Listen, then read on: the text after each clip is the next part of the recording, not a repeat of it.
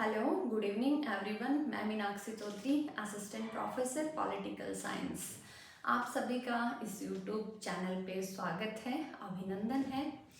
दरअसल अगर आप पढ़ाने में रुचि रखते हैं, लेखन में रुचि रखते हैं, शोध में रुचि रखते हैं, मार्गदर्शन करने में अगर आपका इंटरेस्ट है, नेशनल इंटरनेशनल सेमिनार्स में आप भाग लेना चाहते हैं और एक विषय विशेष में आपका ज़बरदस्त इंटरेस्ट है, आप उसमें रिसर्च पेपर लिखना, प्रेजेंट करना, बुक लिखना, चैप्टर्स लिखना और ये सब में अगर आपकी रुचि है तो फिर असिस्टेंट प्रोफेसर है वो आपके लिए एक ड्रीम जॉब है। और चूँकि एक बहुत विद्यार्थी टाइप का जो व्यक्ति होता है उसका ये ड्रीम होता है कि वो असिस्टेंट प्रोफेसर बने, और सच में एक बहुत अच्छी जॉब होती है अगर आपका इंटरेस्ट है वो पढ़ने पढ़ाने में है, रिसर्च वगैरह में है, और आपको बहुत पावर वगैरह नहीं चाहिए। आपको एक शांत जीवन चाहिए जिसमें आप एक हर उम्र में हर मोड़ पे विद्यार्थी बने रहना चाहते हो और हमेशा युवाओं से जुड़े रहना चाहते हो, उनका मार्गदर्शन करना चाहते हो, उनको पढ़ाना चाहते हो, रिसर्च में उन्हें आगे बढ़ाना चाहते हो। अगर आपकी इन सब में रुचि है, इसके साथ ही इस नौकरी में वर्क लाइफ बैलेंस की जो हम वर्तमान में बात करते हैं वो बहुत अच्छा है, क्योंकि दरअसल 4-5 घंटे की नौकरी होती है और उसमें भी आपके दिमाग पे एकेडमिक कार्यों के अलावा किसी तरह का कोई प्रेशर नहीं होता। वेतन बहुत अच्छा होता है, इसके जो और भी अवसर होते हैं जीवन में ग्रो करने के वो बहुत अधिक होते हैं। तो कुल मिला के मैं इसे एक ड्रीम जॉब कहना चाहूँगी, और चूँकि टीचिंग की एक हाईएस्ट पोस्ट है और राजस्थान में यह पोस्ट है, ये उच्च शिक्षा विभाग के अंतर्गत आती है। तो सबसे पहले हम बात करेंगे कि हम असिस्टेंट प्रोफेसर कैसे बने, अर्थात इसके लिए निर्धारित जो योग्यता मापदंड हैं वो क्या क्या हैं, इसके साथ में आयु सीमा क्या होनी चाहिए, राजस्थान में इसके लिए परीक्षा पैटर्न क्या है, और वर्तमान में इस जो परीक्षा पैटर्न है उसको पास करने के लिए हम किस तरह की तैयारी करें। और इसके साथ अभी जो पिछली असिस्टेंट प्रोफेसर भर्ती राजस्थान लोक सेवा आयोग द्वारा आयोजित की गई, जिसमें 40% एग्रीगेट का निर्धारित एक पैमाना है, मानक है, वो लागू किया, उस पर भी हम बात करेंगे। ये सारे असिस्टेंट प्रोफेसर के लिए जो ज़रूरी चीज़ें हैं उनके लिए हम इस वीडियो में बात करेंगे। तो सबसे पहले हम देखते हैं कि इसके लिए योग्यता क्या होनी चाहिए।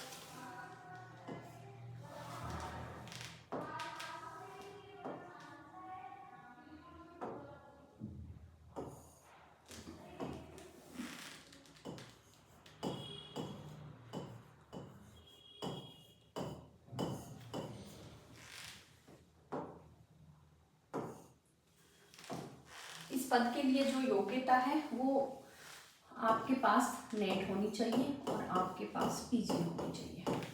और अगर राज्य सरकार सेट आयोजित करवाती है तो सेट अगर आपके पास है तो फिर आपको नेट की आवश्यकता नहीं है, क्योंकि दरअसल जो नेट और सेट में डिफरेंस है वो ये है कि अगर आप नेट परीक्षा पास कर लेते हो तो आप देश भर में असिस्टेंट प्रोफेसर बनने के लिए एलिजिबल हो जाते हो। अगर आप सेट करते हो जो कि राज्य सरकार आयोजित करवाती है, उसके लिए आप जिस राज्य का आपने सेट पास किया है आप उसी में एलिजिबल होते हो। और हमारे यहाँ पर जो सेट परीक्षा है ये जो बांसवाड़ा में गोविंद गुरु जनजातीय विश्वविद्यालय है इसके द्वारा अंतिम बार 2023 में आयोजित की गई थी। मैंने भी उसमें भाग लिया था और मैं उसमें उत्तीर्ण हुई थी।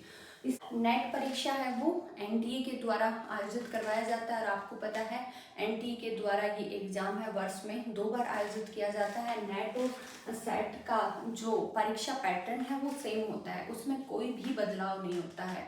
और नेट पास करने के लिए आपको पता है नेट और सेट पास करने के लिए आपके पीजी में 55% मार्क्स होना आवश्यक है, और 55% मार्क्स है वो जनरल कैटेगरी के लिए हैं, और इसमें फिर छूट प्रदान की गई है ओबीसी को, एससी, एसटी, ईडब्ल्यूएस,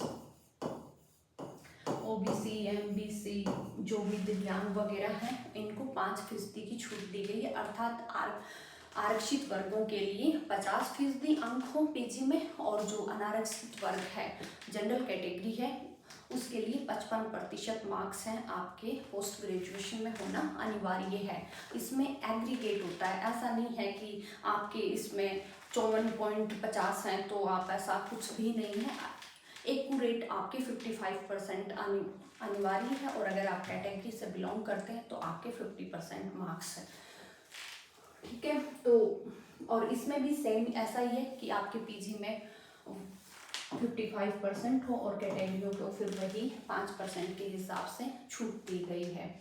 और ये जो नेट और सेट है, ये आपके पास असिस्टेंट प्रोफेसर जो परीक्षा आयोजित होती है, सबसे पहले तो आपको पता विज्ञप्ति आती है किसी भी आयोग के द्वारा, फिर परीक्षा आयोजित होती है, फिर साक्षात्कार होता है, परीक्षा आयोजित होता है, परीक्षा के बाद परिणाम निकाला जाता है और फिर साक्षात्कार होता है। तो साक्षात्कार का जो पहला दिन होता है, जब साक्षात्कार परीक्षा प्रारंभ होती है, उस दिन तक आपके पास में नेट होना चाहिए और आपके पास पीजी होना चाहिए। अगर उससे पहले आप परीक्षा दे रहे हैं, आपके पास नेट भी नहीं है, आपके पास में पीजी भी आपकी कंप्लीट नहीं है, तो इससे कोई फर्क नहीं पड़ता। जिस दिन आपका इंटरव्यू हो रहा है उस दिन आपके पास पीजी और नेट या फिर सेट, नेट नहीं है सेट है, तो फिर उस दिन आपके पास होना अनिवार्य है, अन्यथा आपको साक्षात्कार प्रक्रिया में शामिल नहीं किया जाएगा।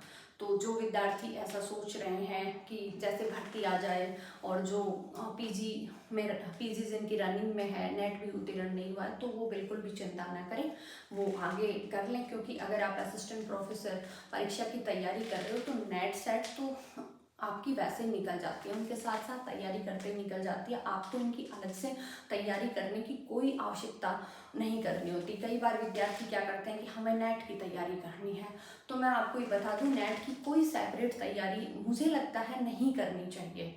क्योंकि अगर आप पीजी कर रहे हैं तो आप अच्छे से अपने सब्जेक्ट को पढ़िए। अगर आप अच्छे से सब्जेक्ट को पढ़ रहे हैं, अच्छी ऑथेंटिक किताबों से पढ़ रहे हैं, तो फिर आपको नेट के लिए अलग से तैयारी करने की कोई आवश्यकता नहीं है। आपकी नेट है वो आपकी ग्रेजुएशन या फिर सब्जेक्ट की तैयारी करते करते ही इजी गोइंग उत्तीर्ण हो जाएगी। यहाँ तक कि कई बार तो बच्चों की जेआरएफ भी निकल जाती है। ये बात हो गई योग्यता पर, अर्थात असिस्टेंट प्रोफेसर के लिए सिर्फ 2 ही योग्यता है, पीजी होना चाहिए आपका और आपका नेट, और अगर आपका नेट नहीं है तो आपके पास सेट हो, दोनों हो तो कोई बात नहीं। इसके साथ ही अगर कोई बच्चे ने बीएससी किया है और वो आगे किसी मानविकी के विषय में पोस्ट ग्रेजुएशन कर सकता है, तो इसमें ऐसी कोई बाध्यता नहीं है। आप आराम से, जैसे किसी ने फिजिक्स जैसे मैथ्स से ग्रेजुएशन किया है और जैसे बीटेक किया है और वो आगे जाकर पॉलिटिकल साइंस में मास्टर्स करना चाहता है, तो कोई दिक्कत नहीं है, वो आराम से उसमें असिस्टेंट प्रोफेसर बन सकता है। अर्थात इसमें वो इंटरचेंज का कोई सेम सब्जेक्ट पीजी और यूजी में होना आवश्यक नहीं है। अन्य विषयों से मतलब अगर आप पीजी करते हो तो आराम से आप असिस्टेंट प्रोफेसर बन सकते हो। ऐसा न फर्स्ट ग्रेड में है और न ही असिस्टेंट प्रोफेसर में है। अब हम बात करते हैं आयु सीमा की।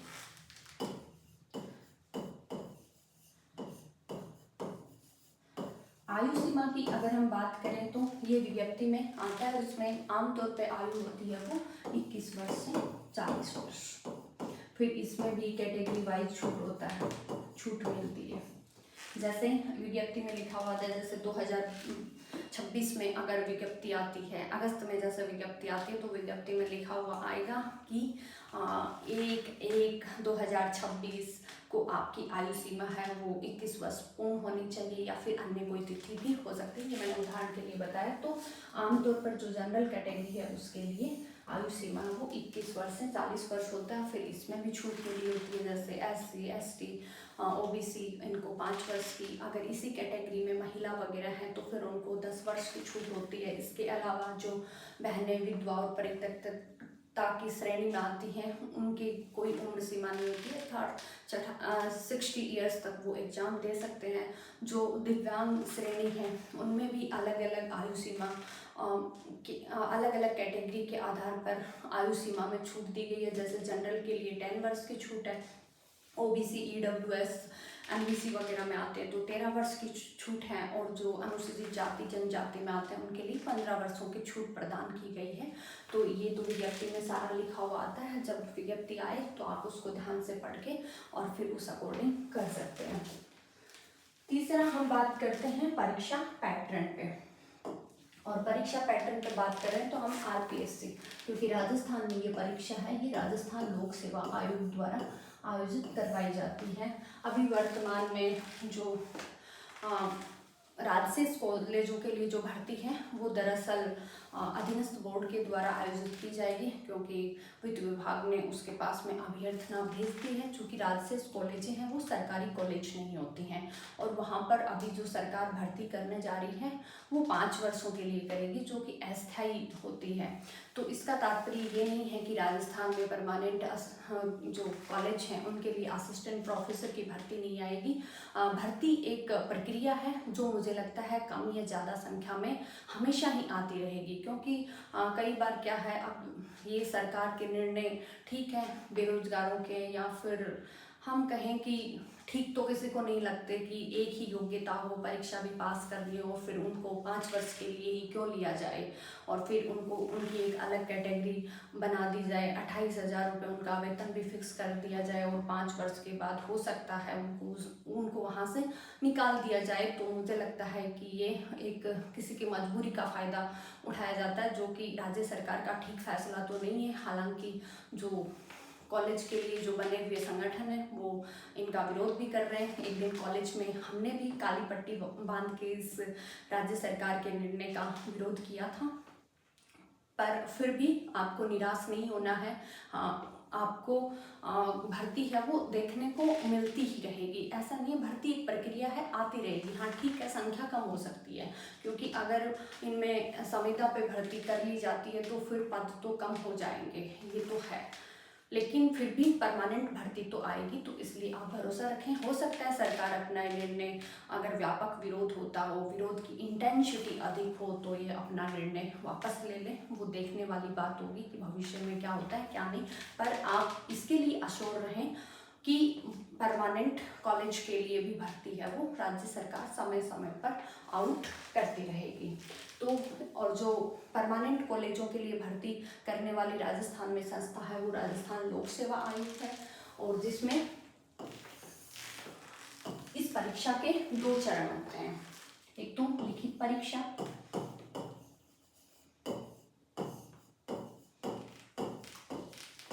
और एक साक्षात्कार।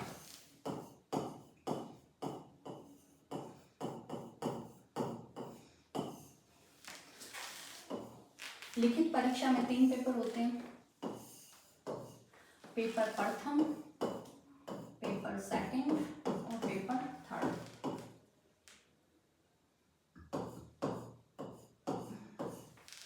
ये जो 2 पेपर होते हैं ये विषय के पेपर होते हैं,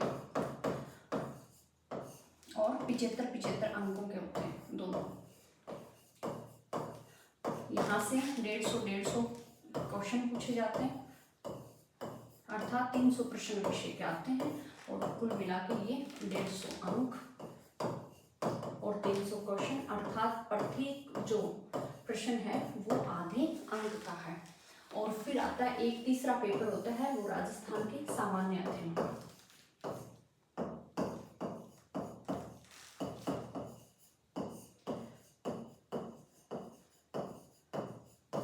दरअसल ये पेपर है, ये 50 अंकों का होता है। यहाँ से 100 क्वेश्चन पूछे जाते हैं। ऐसे करके जो लिखित परीक्षा है असिस्टेंट प्रोफेसर के पद के लिए वो 200 अंकों की होती है, और 200 अंकों में आपको पता है 150 नंबर सब्जेक्ट और 50 नंबर जीके के, और फिर 24 नंबर का इंटरव्यू होता है। और ये इंटरव्यू होता है, पहले लिखित परीक्षा होती है जिसका जो प्रकार है वो वस्तुनिष्ठ है, अर्थात आपसे वस्तुनिष्ठ तरीके से क्वेश्चन पूछे जाते हैं।